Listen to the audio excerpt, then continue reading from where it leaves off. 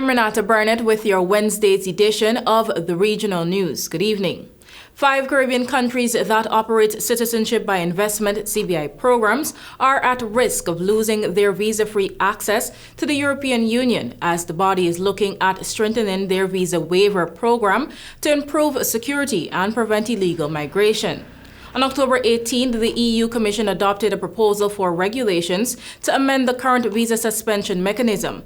The amendments aim to prevent abuse of the visa waiver program, along with tackling risk posed by persons who purchase their citizenship via a CBI program. The EU visa waiver program allows nationals from 60 countries to visit 27 Schengen zone countries for up to 90 days for tourism and business. Dominica, a country with just over 72,000 inhabitants, has issued 34,500 passports, while St. Kitts and Nevis has issued 36,742. The Commission has raised concern about the programs, which have a rejection rate of between 3 and 6% and a short processing time of at least 2 months. They are also some of the cheapest golden passport programs in the world, with a minimum investment of $100,000. We tell you now that Costa Rica's Attorney General's office has opened an investigation into the disappearance of some $6 million at the Central American country's largest commercial bank, bank officials said Tuesday.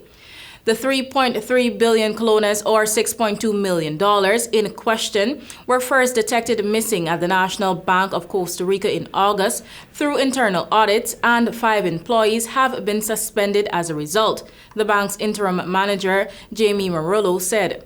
The Attorney General's office is investigating 5 officials, including an accountant, supervisors, and a guard. The bank reported that it does not know when or how the money went missing, adding that the details will be clearer after the Attorney General's office's investigation and an internal investigation by the bank. And finally, attorney and prominent conservative media figure Jenna Ellis pleaded guilty on Tuesday to a felony charge over efforts to overturn Donald Trump's 2020 election loss in Georgia, tearfully telling the judge she looks back on that time with deep remorse.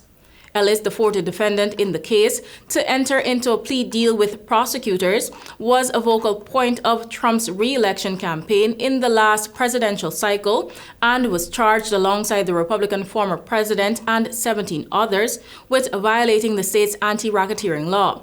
Ellis pleaded guilty to 1 felony count of aiding and abetting, false statements, and writings. She has been facing charges of violating Georgia's Racketeering, Influenced, and Corrupt Organizations Act, known as RICO, and soliciting the violation of oath by a public officer, both felonies. That's all for now. Thank you for watching. Until next time.